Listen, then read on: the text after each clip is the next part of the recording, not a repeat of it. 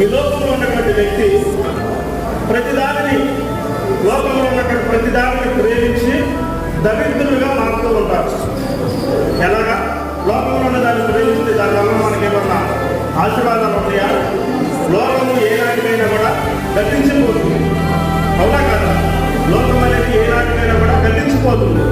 లోకాశలు, లోకంలో ఉన్నటువంటిది, మనం సంపాదించుకున్నటువంటిది, మనం కట్టుకున్నటువంటి బిల్డింగ్లు, మనం సంపాదించుకున్నటువంటి ఆస్తి, మనం కట్టుకున్నటువంటి ప్రతిదీ కూడా ఏదైనా కూడా మరి కొత్తగా